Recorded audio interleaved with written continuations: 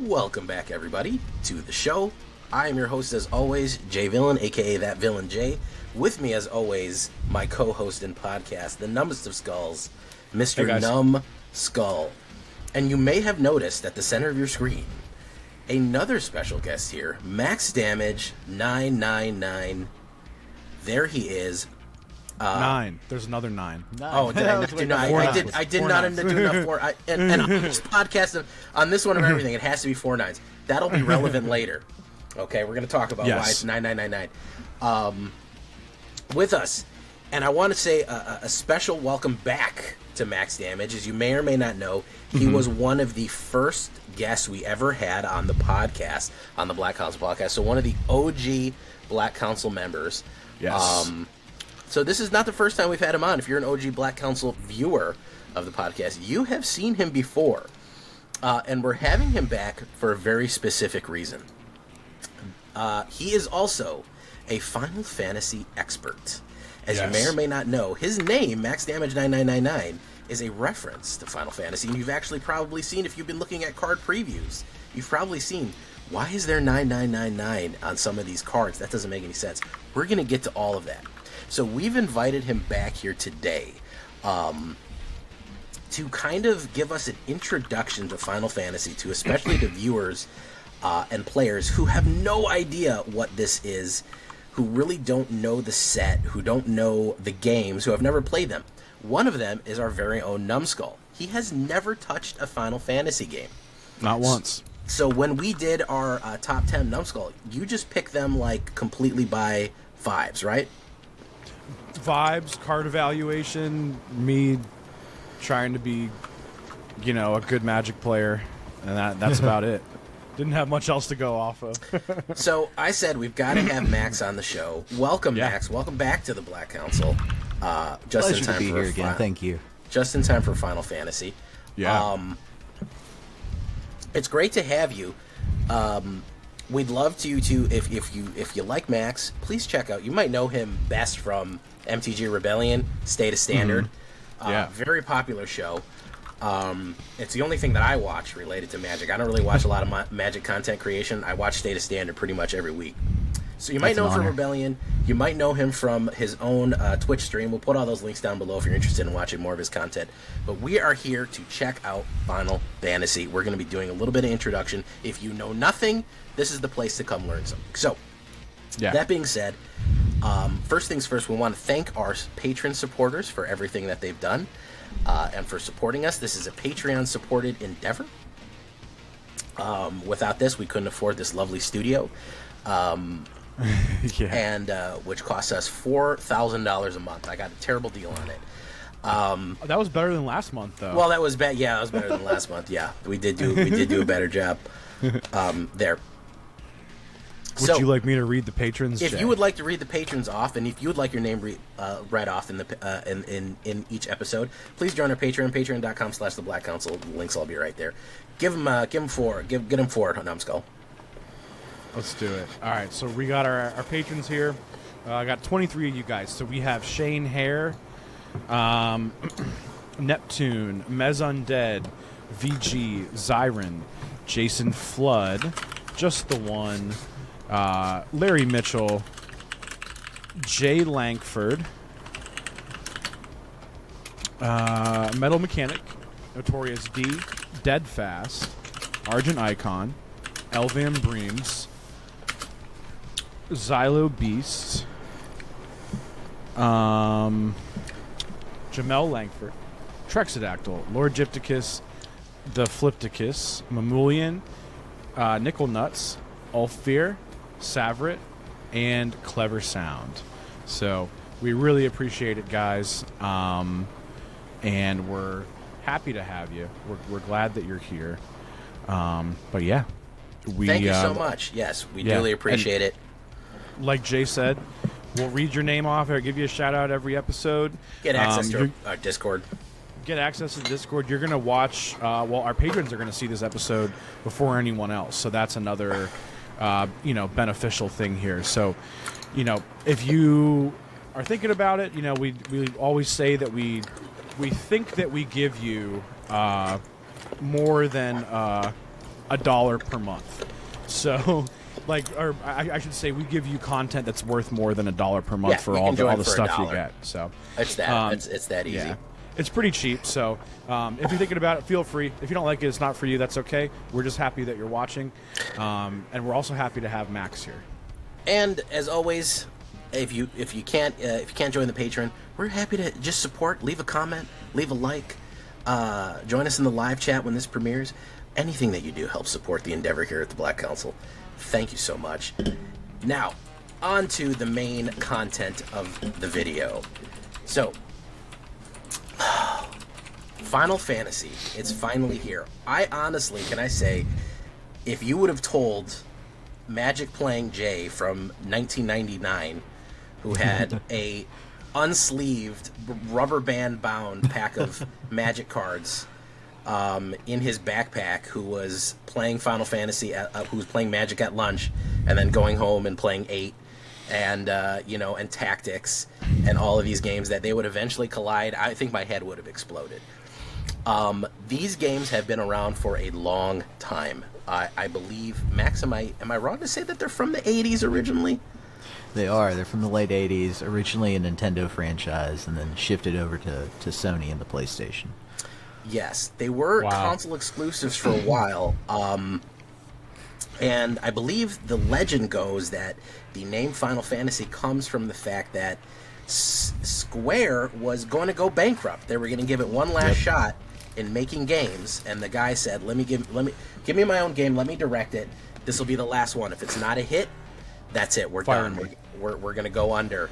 And that was the Final Fantasy. So they made a Final Fantasy, which was the original Final Fantasy I, a story about heroes and crystals and magic and friendship, and the world being in danger, which is a lot of fun.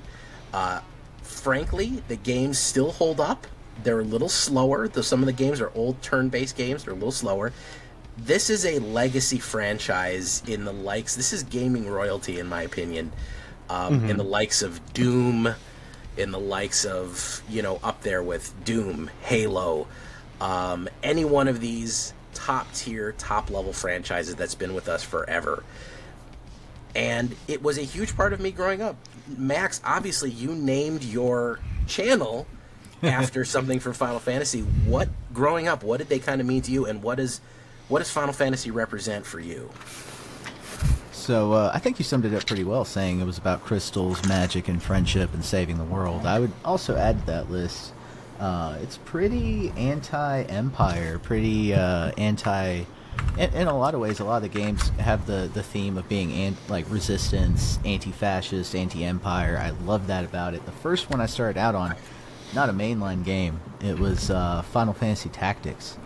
And banger game. GOAT. Banger game. They just announced the remake for it. It's coming out in September. I'm definitely going to buy it. But that was my very first introduction, and that was a lot more slow-paced. It's more like a chessboard. You move your pieces around, you do spells, you do summons. The summons were really cool in that one. But the story is what got me. That, and then Final Fantasy VII, those are my first two.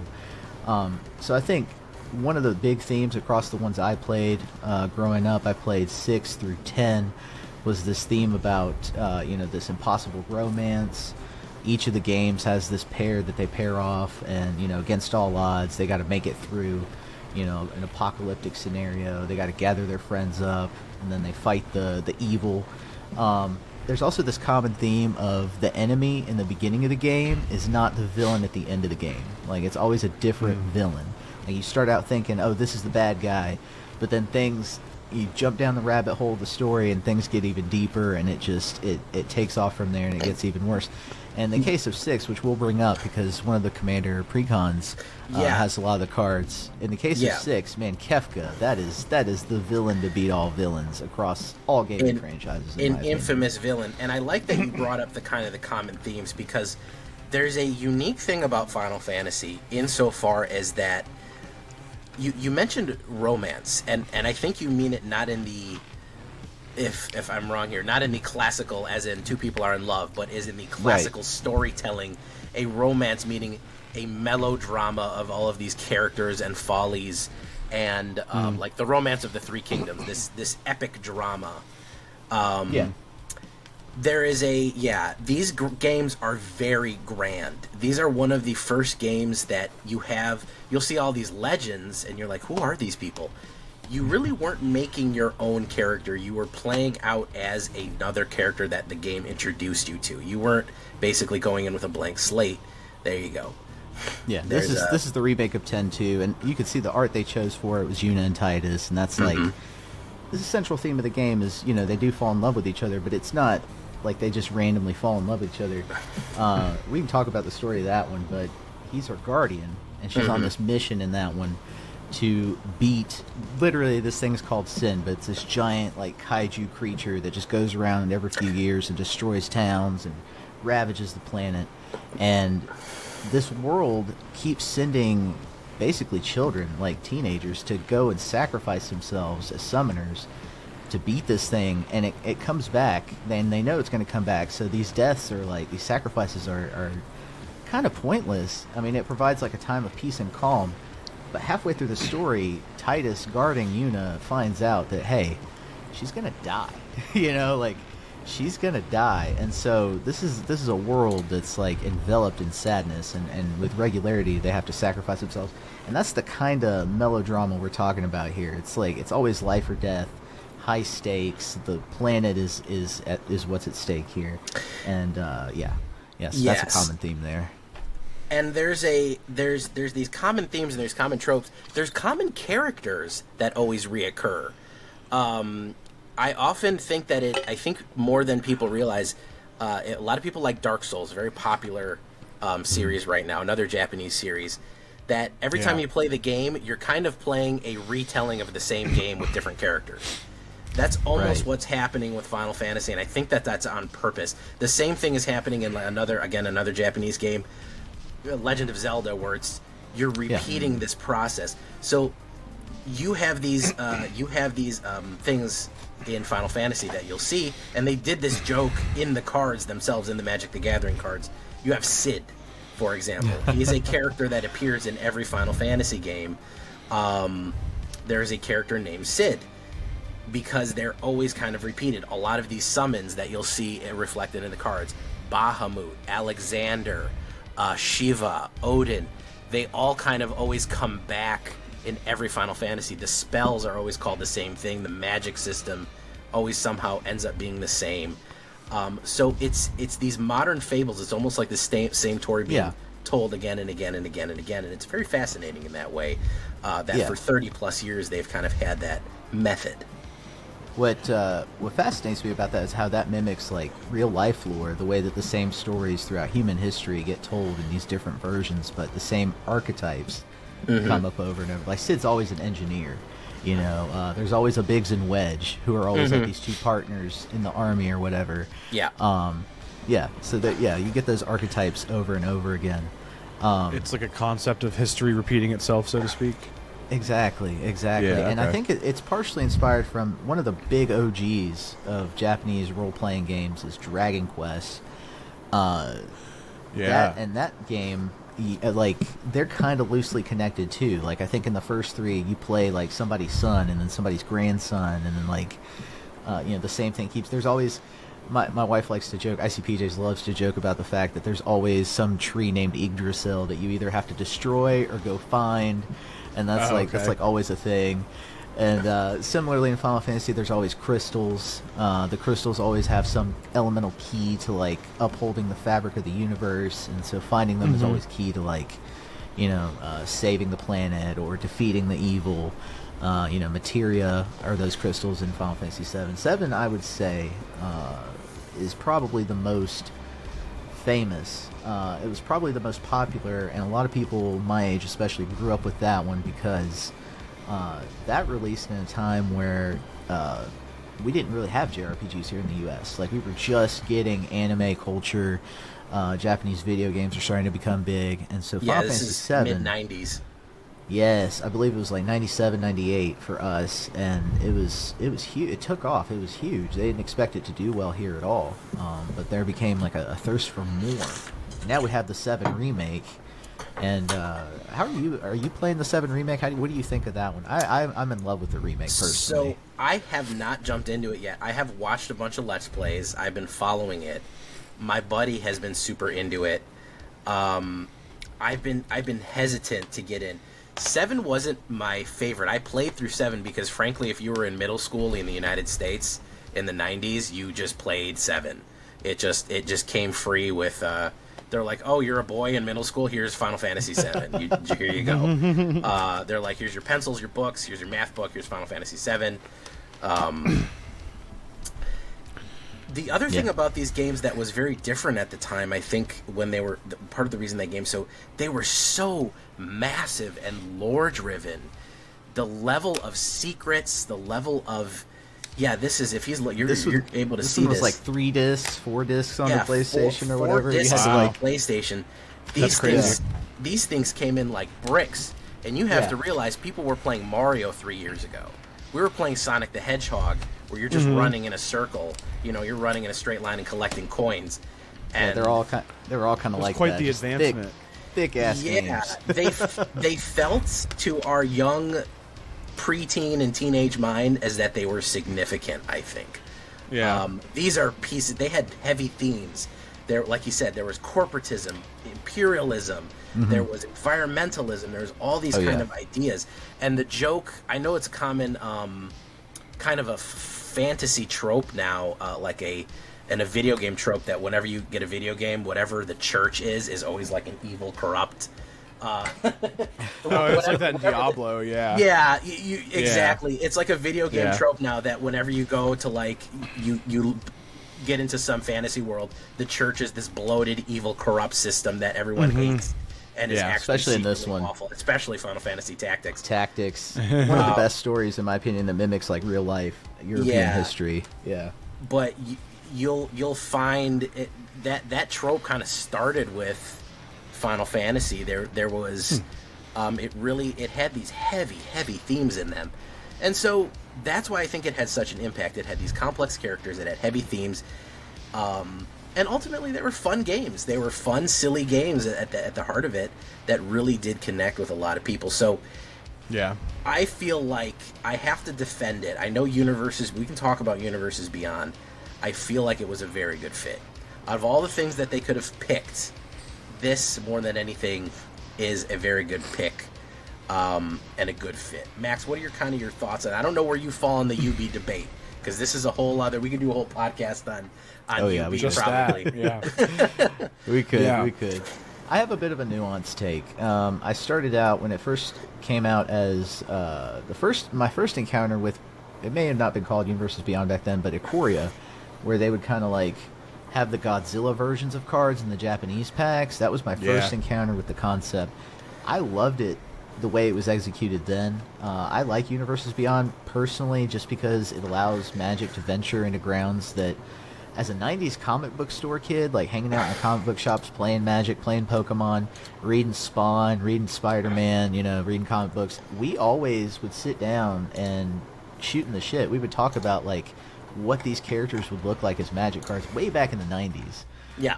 Okay. Nice. So whenever anybody in my server is like, this doesn't fit Magic, I'm like, well, this has kind of already been thought of. They're just executing something that we fantasized about for a while. So that's kind of my take on it. The other half of that, the other side of that coin, is just how it's executed. I personally think Wizards could do a better job with the pricing, the artificial scarcity, with making it available if it's going to be standard. So I'm not happy about the collector booster box prices because I love the art on those cards. I want those cards. I want the Amano arts really bad. So I'm going to have to go buy those as singles. But if it was executed a little bit better, I'd be a lot happier. But I'm personally happy with Universes Beyond. I certainly think it's a good fit overall. Numbskull, we've laid a lot of stuff on you right here. You've been kind of patiently living. I've been talking about, it's all good. Imperialism and growing up in the 90s in a thesis format here. What are your kind of thoughts on it as an outsider coming in? And, what do you want to know? What is confusing and what just makes sense? Yeah, I mean, I still think it's a cool thing that I want to look at one day, I guess. I'm at a point where I feel like I'm so behind on like how many games there are that it's a little bit overwhelming for me to like finally make my decision on where I would start in all of this if I ever were to play a game. I do hear a lot of people say that Tactics is one of their favorites. I've heard that a lot this past week. Jay recommended, I think you said 15 to me, was it, Jay? 15 is a fairly modern one. Okay. That is kind of a standalone story that is easier to get into. Doesn't require like the thing about going into 7, because a lot of people go, I'll go with the remake. That's the newest one. Yeah. The thing about going into it is it kind of requires you to understand what 7 is to begin with. You kind of have to have some foreknowledge. Okay. 15 is like pretty modern and easy to get into. And I definitely, if you're not a JRPG fan or like a turn-based combat fan, it's harder to get into the older ones. That's why I always kind of, to get the vibe of the series, I kind of recommend a newer, modern one. I would say 15. Tactics holds up like nobody's business. Tactics is one of those flawless, like 10 out of 10 games. Did I hear that they're remaking that? They are remaking. Yeah. Is that right? Yeah. Okay. A little quality of life stuff too, so I recommend waiting on that. Yeah. I have a little bit of a different opinion. I think personally 15 is good. I'm a little upset that they didn't finish all the DLC they planned for it, but I watched ICPJs play it. That is a solid game. Driving around, a lot of moments where you can just stop and like look at the world and just be somewhere else. It's very immersive. So it's a cool open world. Really cool open world-ish style. I do it's like a little those linear games, too. if you want it to be, but and you get to a certain point and it's like the story they warn you too. They're like, once you hit this point you can't go back. Like it's full steam ahead to the end of the story after that. And most of the games are like that. You explore to gather your allies, you know. In Final Fantasy VII you raise up to get the gold chocobo so you can get the final summon, Knights of the Round, so that you can really beat Sephiroth, beat the side bosses. There's always optional side bosses. The one that I would say it's okay to start with the 7 remake just because it's good to have prior knowledge. There's a lot of Easter eggs and shout-outs, but it's also its own thing. But the one I really recommend is 16. 16? Okay. Yes, and that's because it's a lot more akin to, like, it's got the feel of a Dark Souls. It doesn't play like one, but it's got the feel of one. It's a lot more gritty. It's a lot more, like, about the war, about the conflict, about, you know, armies clashing. And it adopted a lot of the playstyle from 15 where they're moving forward with more of a like action style RPG where you're making decisions on the fly, you're moving around the battlefield, dodging attacks. Whereas in the past with like 7 and 7 remake kind of started that too. But like original 7, 8, especially 9 is like the one that harkens back to the classic ones. Those are a lot more turn-based, and you have time to like think about your decisions, and it's a little bit different of a feel, a little bit more casual, I would say.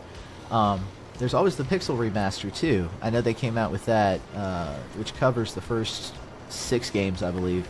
That's a really good way to play those. I was told to just start with that by one person also. That's a good starting point too. It just depends on your flavor. Like if you like the way that classic games feel, I would say begin there. That's my biggest caveat when I tell people about the older games.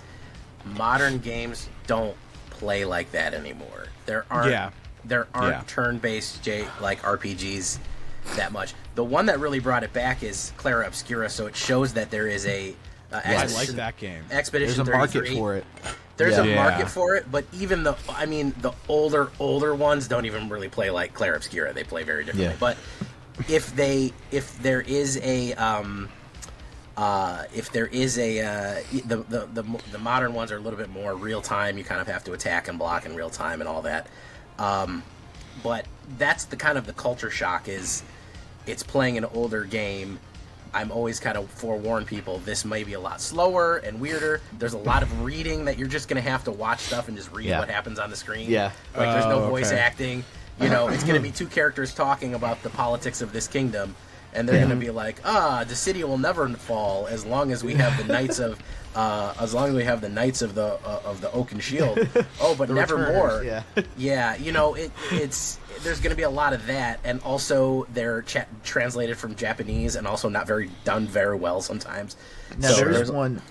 Go ahead. I'm sorry. Oh no, continue.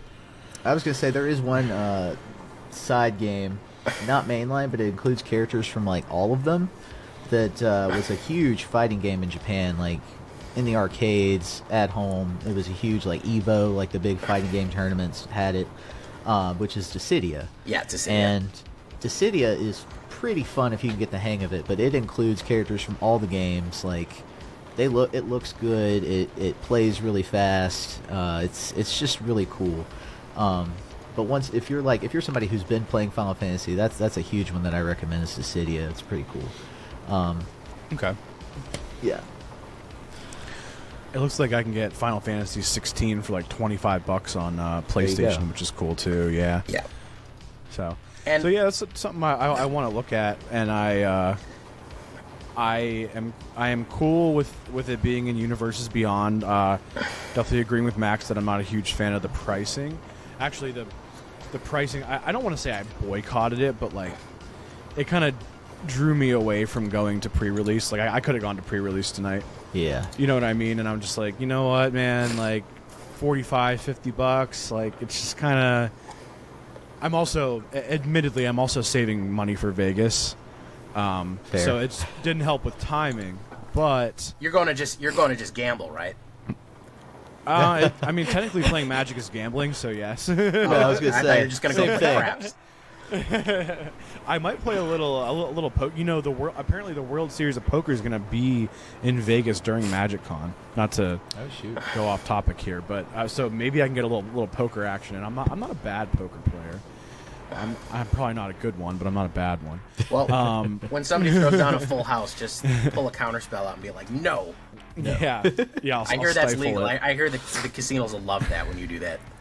Yeah, it's fine. I'll swap out a 2 of hearts for a counter spell or something like that in the deck. But yeah, so it's just now with pre-release, it's something that I usually go do the last few sets. I think since like Thunder Junction, I've gone to like every pre-release lately. But I don't know, this time it just felt like I felt like I was like deterred a little bit by like pricing, and there's gonna be, and I will say, the pre-releases are selling out. Stores are having to order more kits to accommodate the demand for seats at pre-release. They're holding more pre-releases than they normally do. A lot of stores are like 3 or 4 a weekend, and I'm seeing like 5 or more now due to the demand. So, I mean, it's already well received on like just pre-release weekend. People are buying booster boxes, collector packs.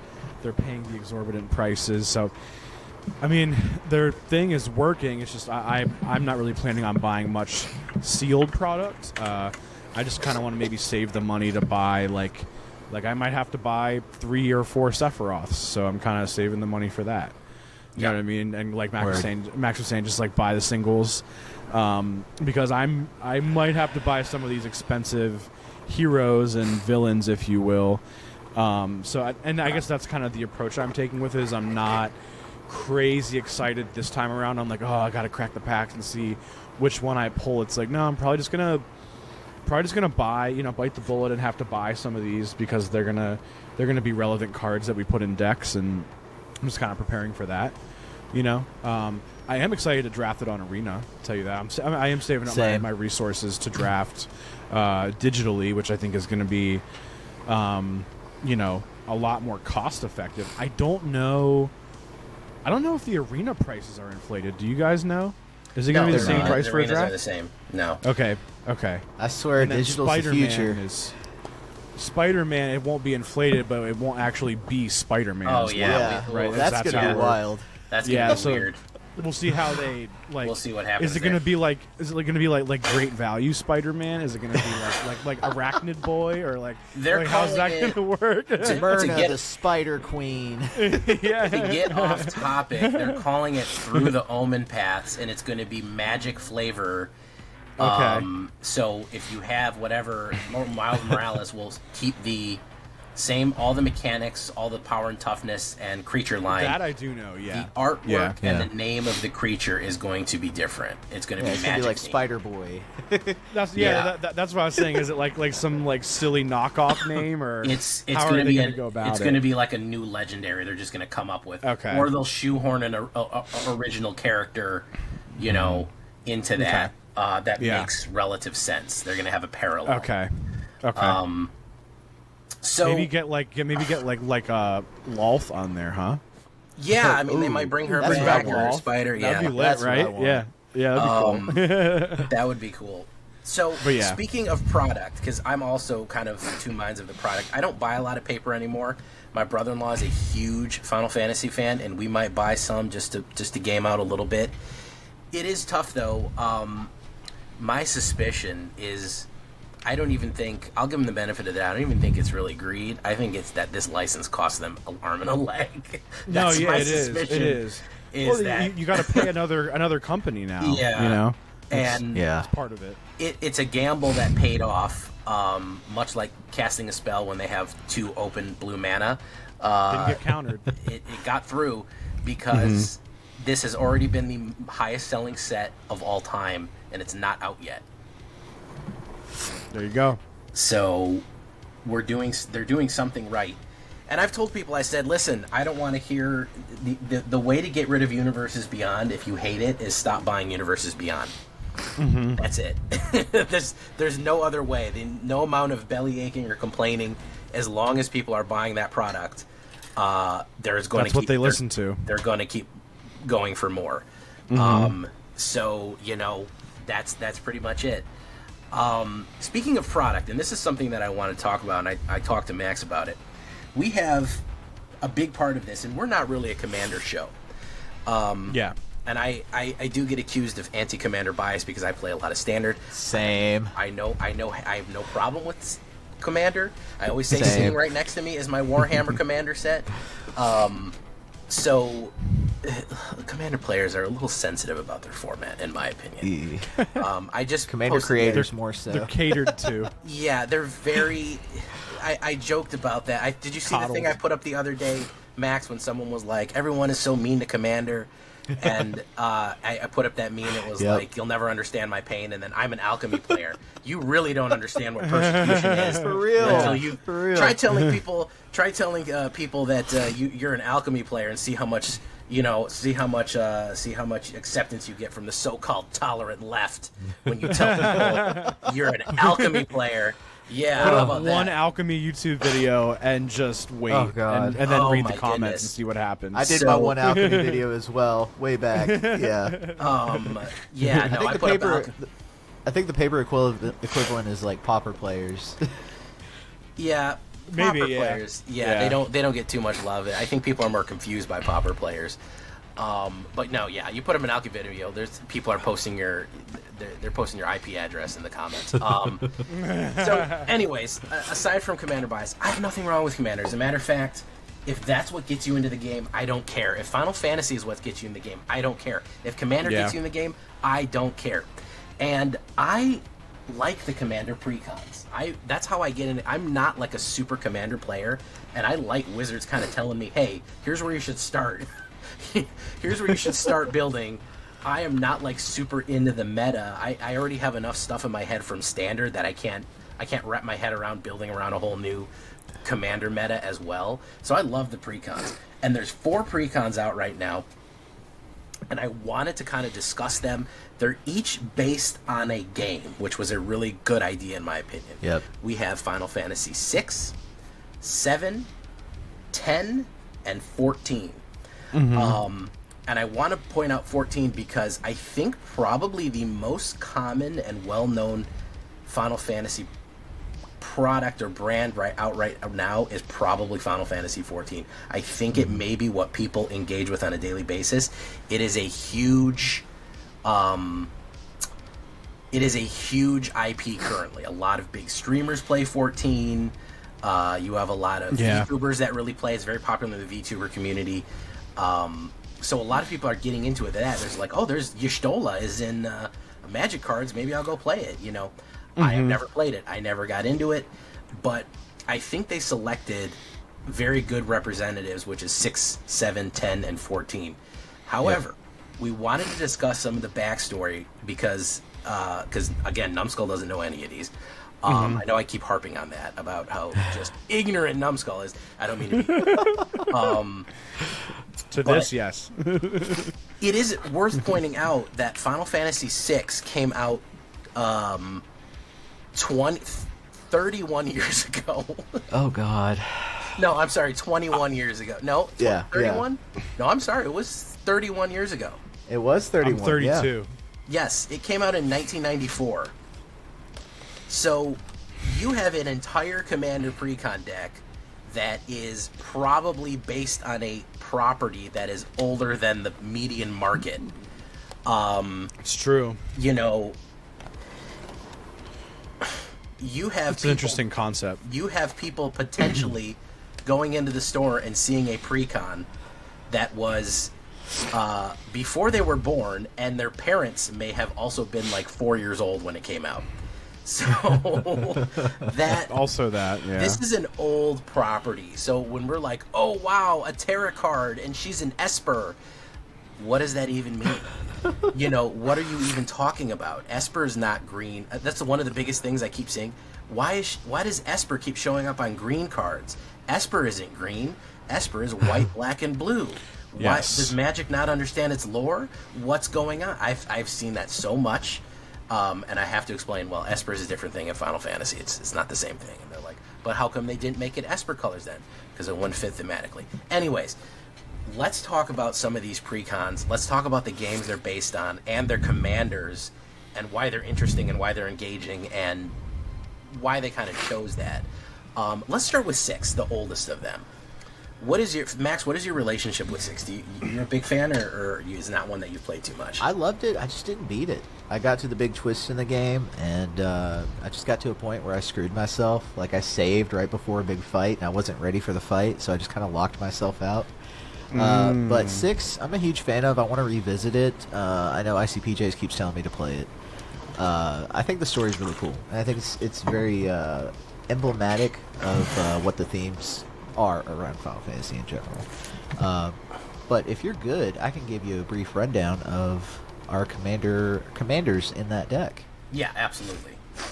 All right, so the deck is called Revival Trance. It is in Mardu colors. And you've got 2 big leaders in that deck. You have Terra, of course, Herald of Hope. You also have Celesrum Knight. And both of those are playable characters in Final Fantasy VI. Terra, little fun fact, is known as Tina in the JP version. So JP players, I don't know if they're going to change the card there, but the character is Tina. There's a type of magic in that world, Magitech, where the Gestalian Empire, the big force, the big evil force, basically experiments on soldiers to give them magic. And Terra is one of the first to have been experimented on alongside Kefka. And so Terra can but Terra was born as an Esper. Esper is this separate magical world. There's a race of people that come from there, and so she has a father that's Esper and a mother that's human. And being from the Esper world, she's a big asset. And so both the heroes and the villains kind of want to use her as a magical weapon, and so that's sort of part of the melodrama of the story.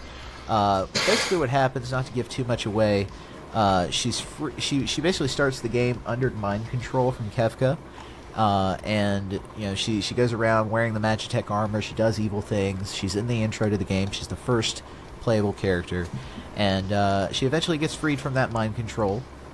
She meets the king, the other king, and goes on this journey, and meets up with all these other people, all these other characters, Celeste included as one of the knights that is also a turncoat from the Gestalian Empire. So I think the card is very fitting of the character. Trance, being able to both these Mardu cards are all about reanimation, and so I guess Terra represents sort of the ability to bring things back from the brink, right? Because I think the big twist in that game is the apocalypse. Like I said, the beginning villain is not the end villain. Kefka becomes the ultimate villain by basically ending the world, and you've got to somehow get things back from that. So I always thought that was really cool.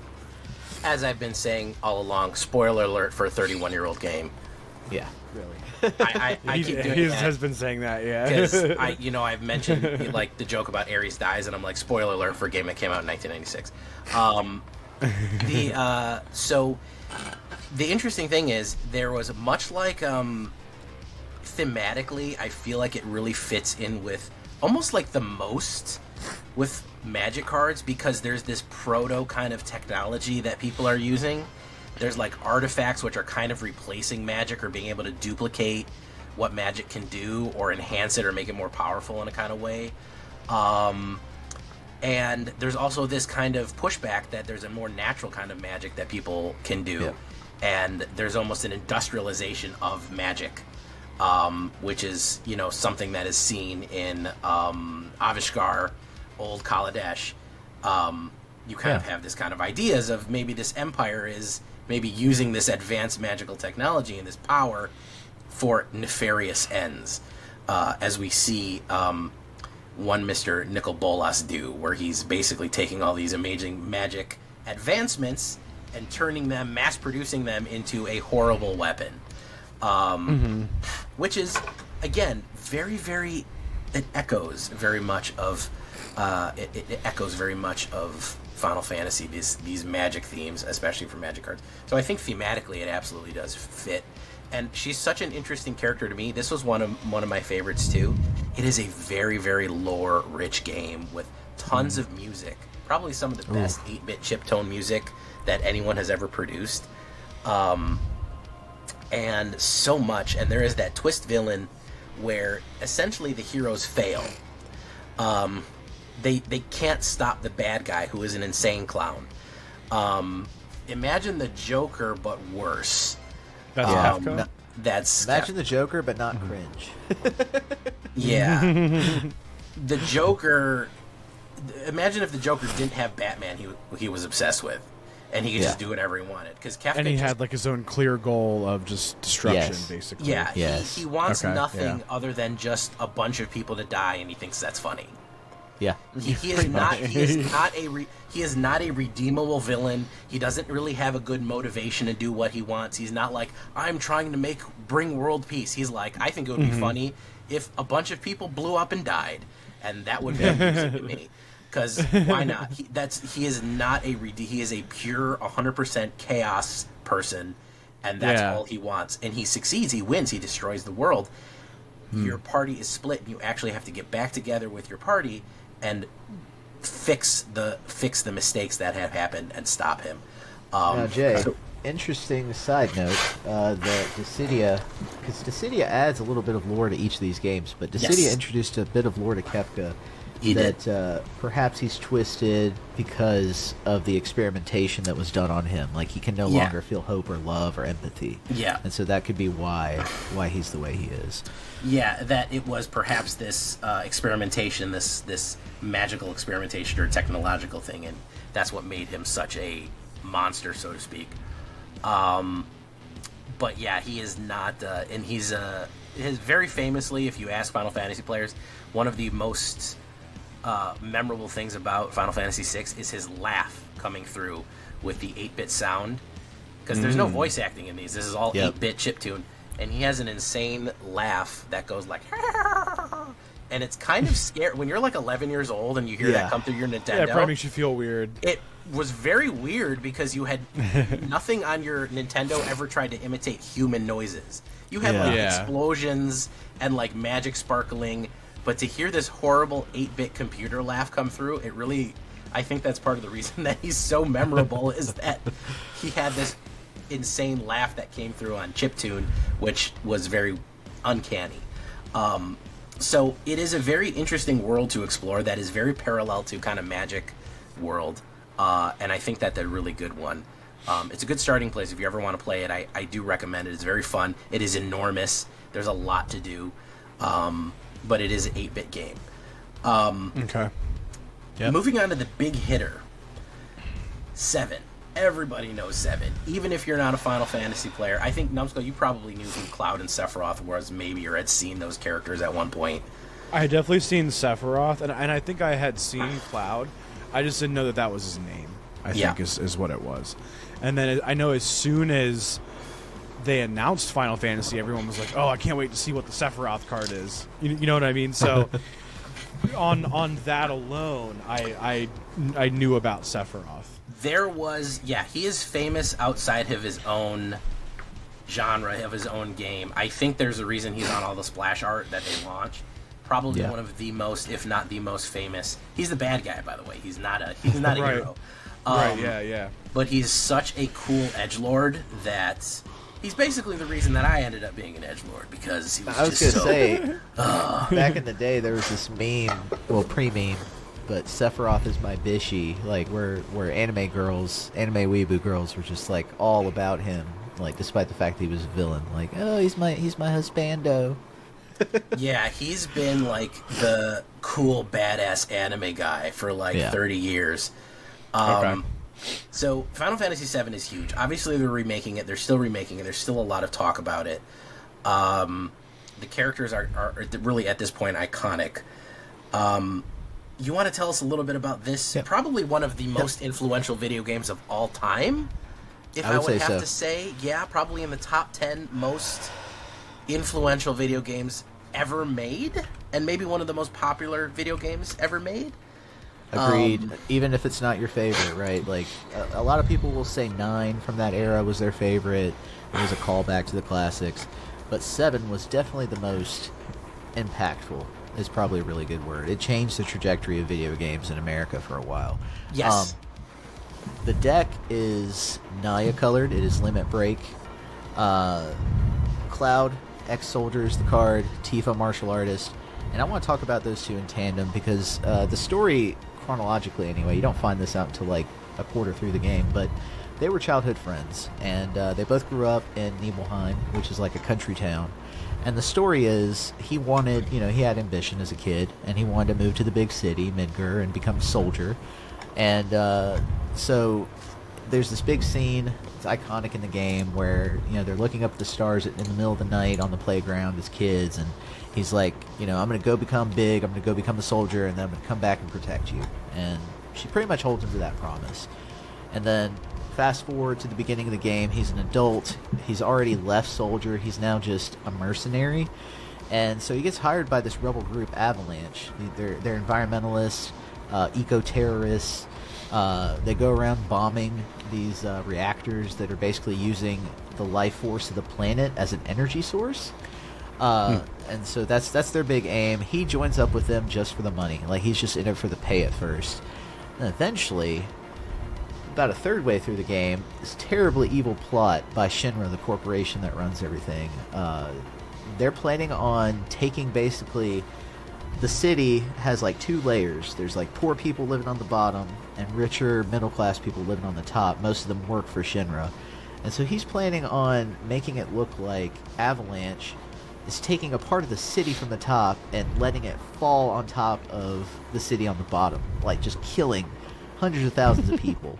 In case the metaphors weren't too rich, too dead on, the top part, the rich people are literally above the poor people and block out the sun, and the poor people live under them with no sky because there's a city built on top of them, and that's where all like the services and the slums are. Oh, that's crazy. Okay. And so Shinra basically says, we don't really need those poor people and those slums. We could just crush them because they're not really worth anything. Poor people aren't valuable, So in case we weren't laying it on the message on thick. But here we go. Sorry, it's pretty clear to you when you're 12 years old playing this game, like who the evil guys are. But and the remake goes into this in even greater detail. Like, you play a portion where you find out like they're using artificial UV lights down there just to like simulate the sun. Like, it's that bad. But so anyway, Tifa is a member of this Avalanche group, and they meet back up, and a whole bunch of stuff, melodrama happens. I won't spoil that one because that one's the remake is kind of newer. But essentially, Sephiroth is the villain because he is like the original soldier. He's like tip top, 1%, and he goes crazy because he finds out that they're doing experiments to create soldiers based on the life force given by this ancient race, and his mother was one of the ancient race, and they're like keeping her body to be able to suck out her life force. And he finds this out, goes crazy, massacres the whole town that Tifa and Cloud are from, and just like shatters their lives. And you get this really great scene in the game that's iconic of him in the fire, just like with the sword, just not even caring, just like leaving them for dead and turning his back and walking away. And it's chilling. It's chilling at the time. But yeah, Sephiroth, definite huge villain. You know, the first villain is Shinra, and then you find out, well, Sephiroth, everybody is just going after Sephiroth because he hatches this plan to annihilate the planet. He's like, I'm gonna destroy the planet so I can get all the life force from that destruction and basically like recreate the race and just start everything fresh. He is unique, unlike Kefka. He is one of these villains that's very well written. Not only is he a cool edgelord, but he is well written because he is, you begin to understand why he is motivated to do the things that he's going to do, but he does them the wrong way. He says, wow, all of these things are wrong. Shinra is wrong for doing what it did. They're, using these experimentations. They're destroying the planet. They did all of these evil things. Now I'm going to kill everybody and destroy the whole planet instead of, I want to fix it. He wants to burn it down. He is not interested in fixing any of these systems. He is not interested in hearing anybody out. He's like, I'm out for me. That's it. That's all I'm out for. And that is kind of, again, unlike Kefka, who's like, it would be funny if everyone blew up because I'm a lunatic. Sephiroth has clear ideas, and obviously, if a lot of people, if they found out, well, the genes that made me and my mother was kept in cryostasis and being experimented on, they'd be understandably upset. Most of us has can that like redeeming quality. Not really redeeming, but you can understand why he's doing it, and he has a somewhat valid reason based on what he's gone through. Yeah, he's angry. Yeah. He's taking it too far, though. He's going to summon Meteor, which is going to blow up the world, essentially summon a huge meteor to impact the planet. Okay. Because he just says, these people are awful. I'm above them. I'm better than them, and so. So it turned into this complex, and then that's what caused the chaos. Exactly. Okay. So that's kind of what Sephiroth is. He's very famous. He also probably, I would call it the, again, spoiler alerts, the Gwen Stacy death of video games. Yeah. You have a party character that you've had since the beginning of the game named Aerith, who is a card in Magic. Currently is a white cleric. You've seen her. She's a very good card, by the way. In the middle of the game, when you think you're about to stop his evil plan, he comes out of nowhere and kills her. And this was a party member that you have had almost the whole game, or you've had her as a party member. You've played her. I believe she's possible playable. Romantic option. She's a romantic option that you could have been romancing her. She's been in the game. She's like in the first scene, I think, when she's selling the flowers. So she's been in this game so much, and you're about to like win. Okay, we're gonna summon Holy. It's gonna protect the world. We're gonna stop Sephiroth. He kills her, and you realize you're crossing a line, and everyone is shocked by this. This is like the end of Avengers. Where they all just die. You're like, what? She failed. We didn't protect the planet, and he just killed this main character. It was very, very shocking, I think, to a lot of people at the time that a game would do that.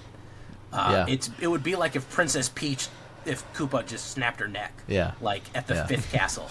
You were just like, you know what I mean? If you're like playing a Mario and Koopa was just like, nah, I don't even fuck with this anymore. You're like, what the hell? Where did this? What? Like that just didn't happen. So it's quite very a turn for Mario. It's why I think it's why a lot of people from my generation who played and grew up with that game label it as a game that helped them deal with grief. Because when you're 12 years old and you get attached to this character, you're like, and she dies, like you're left. The characters are left to cope with that afterward. They're left to pick up the pieces and move on. You got to like keep moving. You got to keep fighting the fight. Otherwise, the planet's going to blow up. So it's like this game is identified for a lot of people who grew up with it as like the one that taught them about that concept if they hadn't dealt with it previously, which is pretty crazy. Even the I don't know if you've seen, Jay, the abridged on YouTube, the abridged series for Final Fantasy VII. I haven't. I suggest y'all go check that out. It's a funny take on, like, if you've ever seen Dragon Ball Z abridged, that shit's hilarious. Yeah. But the same people do a Final Fantasy abridged where they go through the whole game, you know, scene by scene, and they do like funny dubbing of all of it.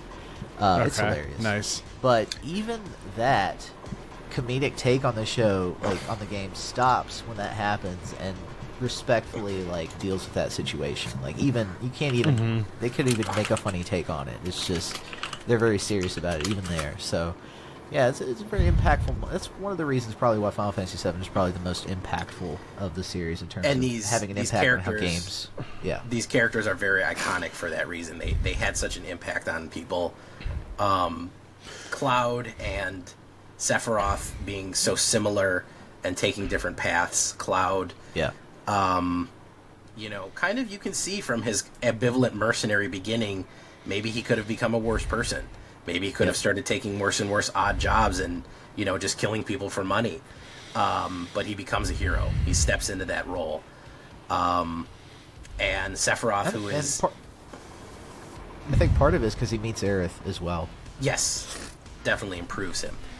And Sephiroth coming from an edgy guy to a real monstrous villain who is out to destroy the world after a while.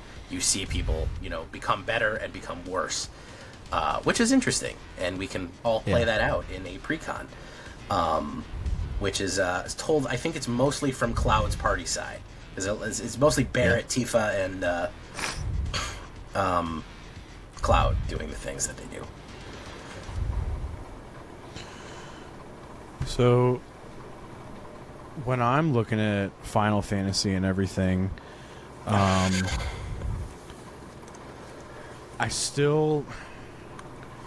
guess one of the big things for me is I feel lost with the lore. Does the lore from game to game, does it progress in each game, or does each game kind of have its own, like maybe like you're talking about 7 has lore, and then does the lore from that directly pertain to the next one, or how do they? Is it, I guess, linear? I guess is the best way. Okay. The themes do. Yeah. Okay. The themes do. They all have a different feel in terms of like what sort of era of human history they mimic too. Whereas like 7 has modern cities with cars and highways, and then there's a whole world that has no technology. You know, there's like farms and stuff, but you know, like 16 is very medieval. 8 is very futuristic. 8's very cool. I love the technology, but they have like trains and cars and stuff. But so almost like Assassin's Creed, how they jump around a little bit. Pretty much, but they are independent. They're independent worlds for the most part. There's a few exceptions, like Tactics and 12 are said to both inhabit the same planet in completely different times. But other than that, there's not much of a connection between them. I'm almost separated by crossovers. Yeah, they don't ever really interact. Yeah, but Ivalice is in 12 and in Tactics and in some other and another. I think Vagrant Story, which is a spin-off.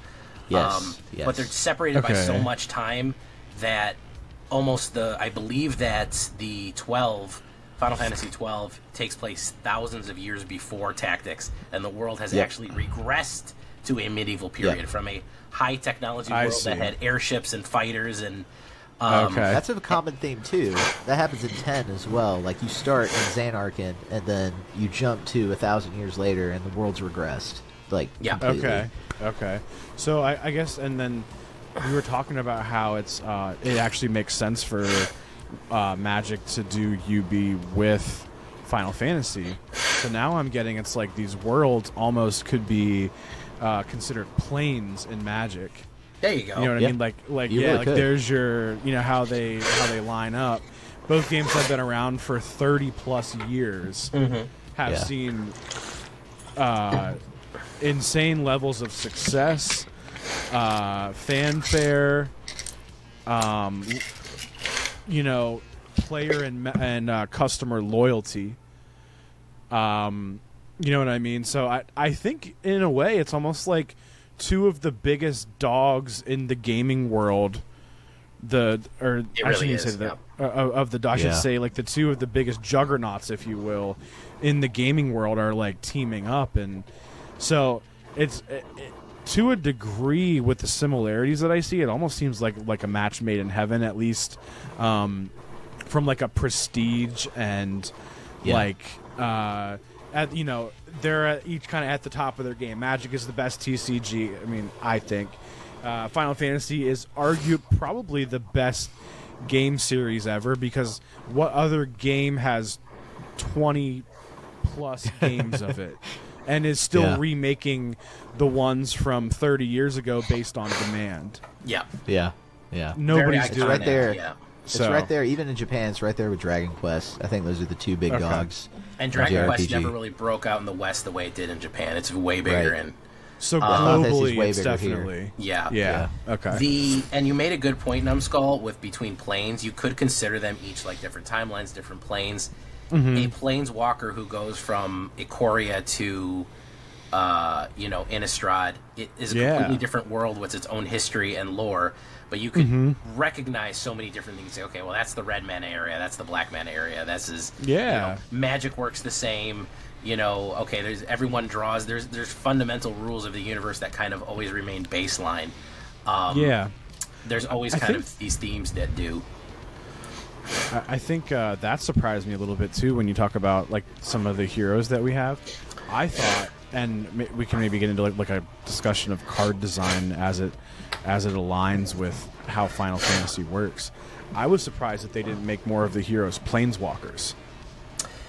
At least in standard, because they all seem to be creatures, or the summons are the enchantment creatures and things like that.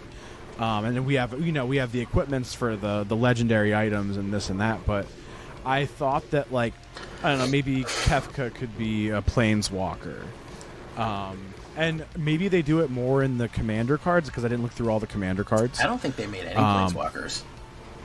Yeah, are there any planeswalkers in this set? And what is our reasoning for not doing that? I think the justification of the lore of a planeswalker in Final Fantasy doesn't make sense, because I don't think there's any Final Fantasy character that, at least that I can think of, that has a dimension or reality hopping ability. Yeah, that's and that true. is the fundamental. It's right there in the name, a planeswalker. So I think even just looking at it at the ground, who can jump realities, even the gods of these worlds, I don't even think can do that. Okay. The only thing that would be funny if they did would be if they made it Sid, a planeswalker. That would be funny, because he exists in all realities. Yeah. Okay, so that he could be so I don't know. That was interesting to me. Or I don't know, and I guess that's where you get into the design concept a little bit with UB, is because I don't know if Lord of the Rings, did they make anybody a planeswalker? No. I don't know. I think the last time we saw that in an outside set was when they did Dungeons and Dragons. You're right. Yeah. I think there was a planeswalker from D&D, but then again, that's their product too. Right. So it's a little easier for them to. So they haven't officially gone to the outside world, if you will, and took anyone yet to be a planeswalker, which I kind of just noticed that as I was thinking about how this all lines up together. So I'd be interested to see in future universes beyond sets. Are we getting a Spider-Man planeswalker? What's the next universes beyond after that? Or just having the Avatar. planeswalkers interact with those Avatar? worlds. That would be cool if they would just have Jace going to meet J. Jonah Jameson. I don't know, yeah. I feel like they should do that that. could be something. Yeah. So I don't know. It's it's a weird one. When we get into the actual card design, does it line up? I don't think in a weird way. I don't think that they wanted to canonize anyone in Final Fantasy as a planeswalker. Yeah. I think that's kind of an then you got to iconic- bring them back later. Yeah, I think Okay. that's kind of an iconic thing from Magic, and they didn't want to be like, oh yeah, this guy, we've decided in your IP they can do this in our IP, which is kind of. And now you're messing with their design in a way. Yeah, if you just do standard lore, then. So then, are you like limiting yourself in a way when you do that? Because you're just inherently saying we can't have as many planeswalkers now. Yeah. Now I know that they're already doing less. They're We trying to do that. less. I think that it's kind of a happy coincidence. Mara already said that they're trying to do less planeswalkers and move away from them. Because we were kind of overloaded at a certain point. So I think it was a happy accident. Theros Beyond. Yeah. Well, because for a while they were just like releasing planeswalkers to release them, and they like weren't good cards. No. Like there are good planeswalkers in standard right now. You know what I mean? They're releasing I hope planeswalkers like they're releasing legendaries right now for Commander. Oh yeah. Yeah. They're just kind of like dime a dozen. Like Jaya, the red Jaya is like not a good planeswalker. Yeah. But like the Liliana reprint, obviously that's a good planeswalker. Jace is inherently a good planeswalker. Define good. Well, in regards to how much it's played, yeah. Jace, any Wandering Emperor, whatever, that's going to be the Elspeths go crazy right now in Standard, So, like, that's cool and all, but yeah, it just... I wish they could have found a way to make it work, because it would be really cool to have some universes beyond Planeswalkers that were outside of the Wizards of the Coast IP. It would be interesting. I think that the most they'll probably ever do is give you those art reprints, meaning that they'll take an existing planeswalker and say, fair. "Hey, we're saying that he's the artwork. He's essentially the same." I think they did that. Yeah, they did. Okay. At least with a few legendaries where they just like they made Sephiroth one-winged angel. They made him Atraxa. They made a Sephiroth art for Atraxa. I did see that. Yeah. I think the only thing that really makes sense is a reprint with a coat of paint on it. And that's fair. That's fair, definitely. Yeah, I guess I just wish that there could have been some kind of whatever. But I understand the reason for not doing it.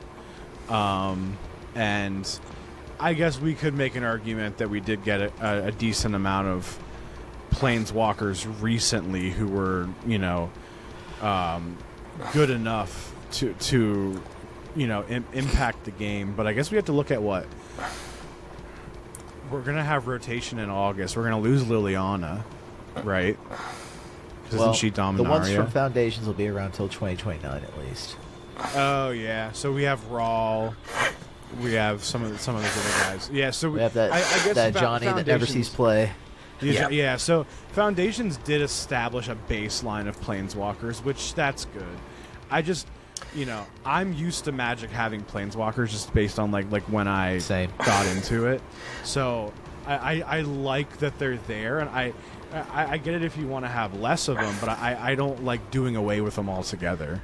I think that it would have been interesting. I'm kind of disappointed that we got Magic we placed on Final Fantasy. We didn't get any really Final Fantasy put on Magic. Like, I would have loved what if we had a Chandra skin that was, she was dressed up like Vince Valentine. Yeah. And she had the big red cloak on, and she was being an edgelord. What if we had, we had a Ajani dressed up like Cloud. He had the Buster Sword. And he was, because... That would be sick. Or he was dressed up like Red 13 or something. I'm that sure would have we'll been see that. funny. We'll see some cosplay of that at MagicCon, I'm sure. Yeah, I would have liked to see that Final Fantasy aesthetic put on some iconic, kind of some iconic Magic characters. That would have been funny if they were wearing costumes or something like that. Maybe their legal agreement didn't allow that. Yeah, like you can't mix your shit with our shit. Yeah. To like too much, whatever, basically. Yeah, I guess. Which that's whatever. But that I think that's an opportunity, and maybe that's what we see with the Spider-Man on Arena. Maybe that's where they get into that concept. They might. Yeah, they might. And we can look into that. What's your? I was gonna say, what's your favorite summon? Yeah, what's my favorite summon? Jeez, what did I play already? I have played Fenrir. Oh man, they're so expensive. I will say that the Dion Bahamut one is monstrous. That is insanely good. Ooh, for the Knights? Yeah, the Knights. Yeah, that one's crazy. That worked way better than I thought it would. Yeah. and I got my ass kicked by 9-drop Behemoth. Like, yeah, actual Bahamut Nice. is insane. yeah, Yuna. So Yuna insane. summoning Bahamut. It's weird Yeah. to think that I'm playing a Magic game and I'm like, Yuna just summoned Bahamut and beat the shit out of me for like 3 turns. Yeah, which like is, Naya Reanimator is just like a really weird thing to say. yeah, But Naya that deck was Reanimator. crazy in early access. Yuna being, I believe, is it Cloud or is it Yuna that's the commander of the Final Fantasy X Precon? Yuna. It is no, Yuna. Titus. Titus and Yuna. It's Titus. Okay. Okay. But yeah, she's from 10, and that has a lot to do with summoning. Yep. Which maybe we'll talk about 10 real quick and then move right into summonings. Yeah, let's do that. So, Final Fantasy X, the deck is Counter Blitz. It is Bant colors, and it's Titus, Yuna's Guardian, and Yuna Grand Summoner. The basic story is, as I've already said, Titus comes from the ancient city of Xanarkand. It's technological. He's a blitzball player. Really cool side game at Final Fantasy X, by the way, where a sphere of water is suspended, and you go in, and it's like this soccer-style game where people tackle each other, steal the ball, and like they can hold their breath for an hour, and they throw it into the goal or whatever. It's pretty fun. But he's a blitzball star. His dad's friend Orin is with him, and there's an attack on the city, a sin-like attack, and then he gets knocked into the future. Orin goes with him, and he finds out, this is the world where it's ruled by sin, this big kaiju-like creature that destroys and ravages every now and again. And there's an old religion that believes in summoning these, basically these summons to come in and do the fighting for humans. And Yuna is one of those summoners, and she's like the chief's daughter, and the chief summoner's daughter, the one that actually saved the world in the past. And so she knows she has to go and sacrifice herself, make this long pilgrimage to Xanarkand, the ancient city of Xanarkand. It's in ruins now in the future. And so Titus gets knocked into that world, helps her on her journey, and finds out that she has to sacrifice herself. And there's this big scene where they find that out. And then Journey's a suicide mission. Summoner always dies at the end. So even if they beat Sin, it's impermanent. Like, Sin's always going to come back. And so a choice has to be made. I won't spoil it, but they have to figure out a way to beat him permanently. And I think one of the most beautiful scenes in that game for me was when you first meet Yuna, and she's doing basically where she releases all these people that just died in this incident, and she just like releases their souls so they don't turn into fiends or whatever. The monsters in that plane are called fiends. So summoners are known to wield a variety of magical powers, not just summoning these gods, but one of my favorite ones that comes from that game is Anima. I think the vibes on Anima would check out with you both, but that's the black card. And in the game, that one's just like a god that has like chains and is being like, it's constantly in pain, and the more pain it's in, the more damage it deals out. It's definitely the goth. That's cool. Like the goth summon in the whole game. So that one. And pretty Anima cool, was colorless in the standard set, right? Is it? No, it's black. Oh, okay. Oh, Yeah, was it's he? black. Okay. I Yeah. must be thinking of something else. You keep drawing cards and losing life, and then each that opponent one. sacrifices. Yeah. Sorry. I was thinking. I must have been thinking of something else. And that's a good. People remember Final Fantasy X very fondly because that was the first one to come out on PlayStation 2, and it was the first one with semi-modern graphics that kind of was a lot sharper than the pixely stuff that we had. So that one, and it's also, I want to say that it really does nail a certain level of melancholy that all Final Fantasy games have. There's a certain level of kind of a sadness that I kind of equated it to. If you ever play Halo, there's a certain kind of, even though this is an action adventure game, there's kind of this weird sad feeling in it that maybe everything we're doing is doomed. Maybe, there's kind of a pall hanging over. There's a Yeah. I think there's a loneliness in Halo. Yes, I think that's a good way to describe it, because they're like, which is why that on a that random scene, planet, and like that there aren't like people there. I think there's the concept of space in general could like foster feelings of loneliness, but so I think I could definitely see what you're saying, and I guess maybe with the concept of being in other worlds, that is something that could populate to Final Fantasy as well. Yeah, so it's a very good one. That's a big recommend. It's still popular to this day, and it brings up the concept of summoners, which is something that is in every Final Fantasy game. This is a through line. This is a type of magic that is unique to Final Fantasy specifically. I believe even in 1 they had summons, I believe. Was there in 1, or did it start in 2 or 3? I'm unsure about that one.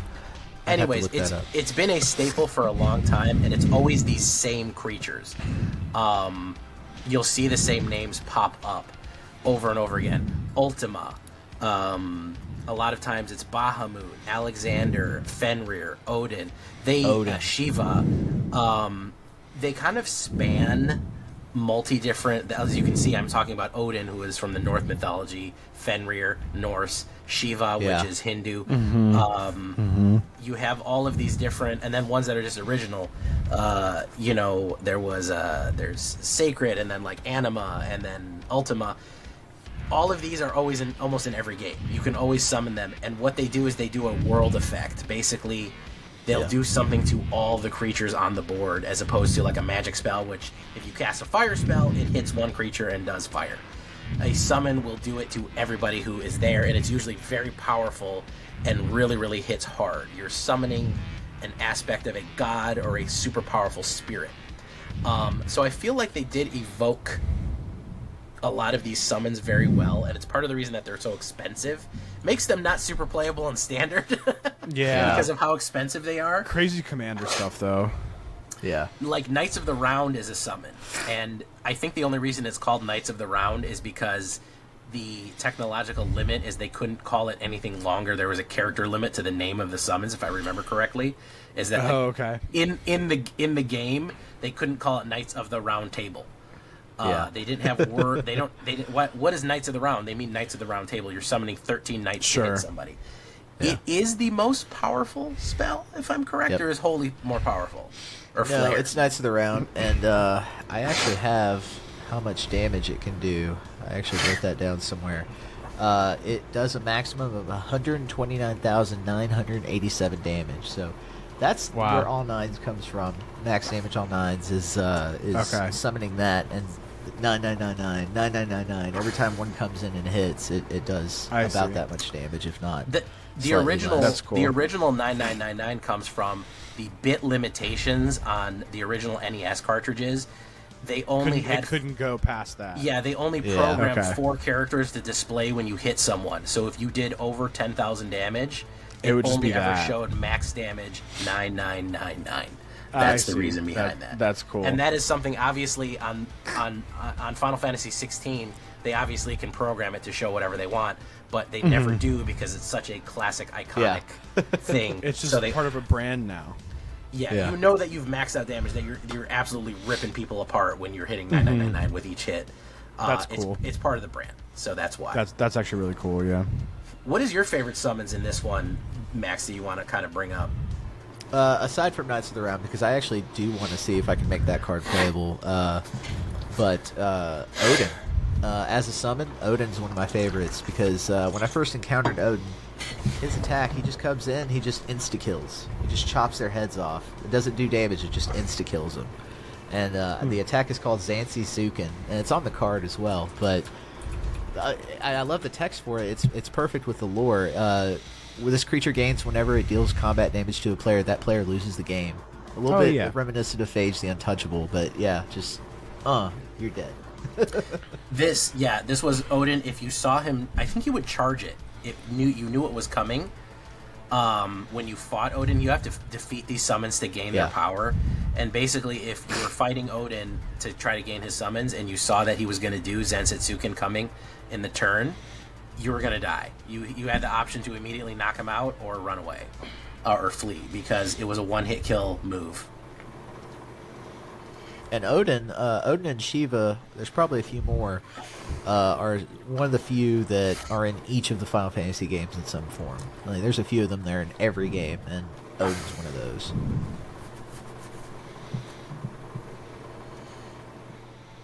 I really liked Fenrir. That was a decent ramp card. Fenrir is one of the earlier summons, which is why he's cheaper. And I remember playing him in 9 a lot. He was a very good one.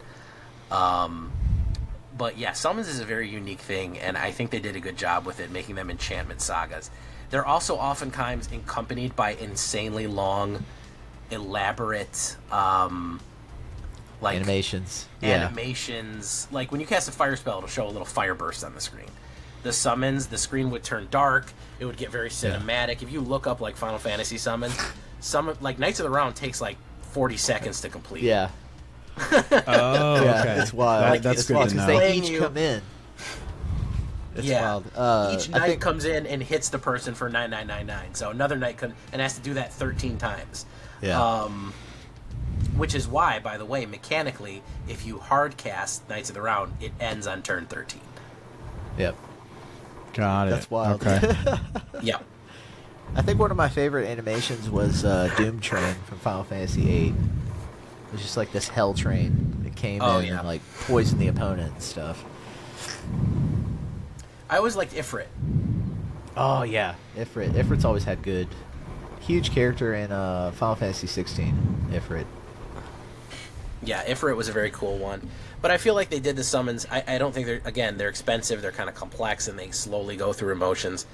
They're a little bit complex for standard, but hopefully we can make them work, because the Yuna Bahamut deck is already very powerful. That thing is crazy. It is. Ultima was wiping me out. It destroys so much, and just if you don't really have any counter to it, it's gonna get you. Yeah. So I always liked Yuna. I'm starting to hate her now. So just because worried about them just starting to play it in domain and just reanimate like every enchantment that you killed, like the leyline bindings and the like all the overlords and stuff, and just go crazy. Even if they don't do summons, it's gonna like make the deck so much better, and it's kind of ridiculous because it like extra win cons.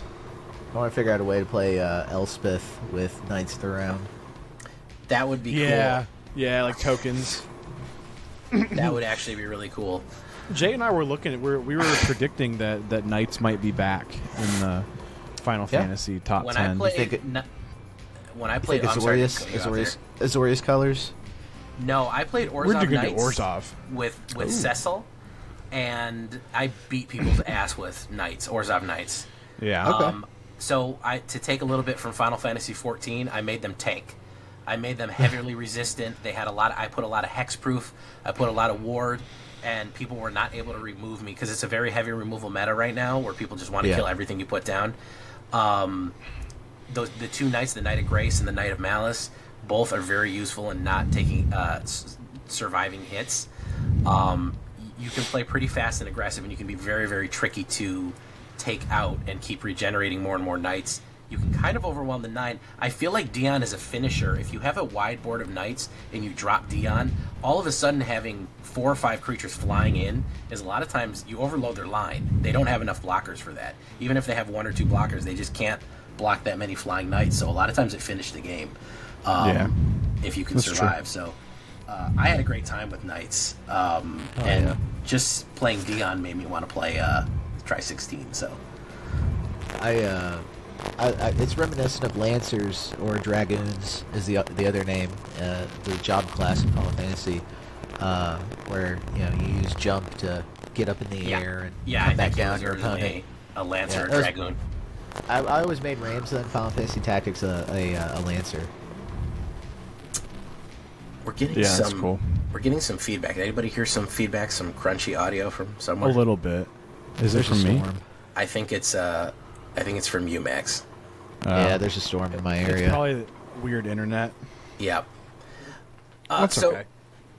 Numbskull, did you have any lingering questions? We're getting to the end of our time here. Did you have any other lingering questions? You feel like we've introduced you enough to Final Fantasy for the most part? Yeah, I mean, I feel like this last couple weeks of looking into the set, and then us talking about it and hearing other people talk about it has definitely taught me more about Final Fantasy than like any other time in the rest of my life, because it's literally been out since longer than I've been alive. but yeah, it's really something. Yeah, and I now have like an interest in playing one of the games, and early access was helpful to kind of get me into some of the characters as well. Like I think Sephiroth is really cool. I think Valentine's really cool. Cloud's cool too. Raban is also pretty sick. So I enjoyed playing with some of the cards that made me allowed me to develop an appreciation for the characters, which is kind of weird because I developed the appreciation without ever playing the game. But I guess that's it's just like a separate way to do it. In regards to questions, I don't think I have any questions, but I would say that I definitely have more interest in Final Fantasy now after all of this. Which so I guess the set did its job. Yeah, and I think that's part of the fun part is that if you play Final Fantasy and you come play Magic, you go, hey, it's that guy I like. Yeah. And if you play Magic now, you've been playing Magic for, you'll end up playing for a month, you grab a game and you go, hey, it's that guy I like. I can actually see him now in the game. I'll do that the other way now. Yeah, it'll be interesting. And as I said in my stream, I had multiple people come into Twitch and say, hey, I'm here because I've never touched Magic before. And I play Final Fantasy, and I'm a big fan, and I want to see what it's all about. I had maybe 4 or 5 people come in, never met, brand new first-time chatters say, hi, I just want to learn. And I think that at the end of the day, if we love this hobby, we love this space, we love Magic, bringing people in who want to learn more about it and play more about it can't be a bad thing. As content creators, it's like part of our job. Yeah, we're supposed to. Yeah. I mean, you could be an asshole and just not do it, but like most creators aren't gonna discourage someone from learning how to play Magic. Right. For the most part. They might jokingly say, "Don't do it; it'll ruin your life." Unless they become a Simic player, then they shouldn't have ever joined. They shouldn't have joined the hobby. They should not reproduce. No, they should. I wish that they had not picked up Magic if that's what. Because we just don't need any more of those. So I'm going to call this meeting of the Black Council to a close. Thank you so much to our special guest, Max Damage, for coming and intro-locuting us on Final Fantasy and the thoughts and the interesting things about it. Hopefully we sparked your imagination a little bit. We've told you a little bit more, and we've got you more into the games and just kind of giving you the themes and ideas that you're going to see here. Hopefully it's helped. Thank you so much. Max, where can they find you if they want to find you? I stream on Thursday and Saturday nights, 9 o'clock Eastern, always Arena, and then Sunday I do my variety streams. I'm going to get back into that. Probably stream some Final Fantasy games to start on Sundays. Yes, and definitely check out MTG Rebellion, which Max helps run. I think we're talking about the standard state of the meta a little bit. I definitely like to watch that a lot. I find out about tournaments that I didn't even know were happening from that, so they are really into the data, and they will curate the list of what deck is the best for you, and it's definitely worth your time if you want to know what's going on in standard right now. And yeah, him and Darkstream are always very enjoyable in those videos. So and I like when those come out. It's snappy. Yeah, they're on. quick. Unlike us, they're very professional. They put a timer on themselves. They're very very organized. They're so much more organized than Jay and I. And the thing about, I know you're like, well, I don't like meta. Listen, you guys know my stream. I don't play meta. I watch it so I can see. I watch it so I can see what I'm going to have to fight against for the coming week. Yeah. Yes. In addition, also, by the way, if you're a regular J Villain viewer and you know my VTuber avatar, Max's wife made that. Yeah, ICPJ's great artist. Probably see content in a few different streams that ICPJ's most likely did, and you didn't even know it. But great artist. So we'll give her a shout out as well. We love Rebellion, Max, ICPJs. Thank you so much for joining us. We'll have to have you back again. Yeah, for sure. And I'm going to call this one to a close. Thank you all for joining us, and we'll see you in the next one.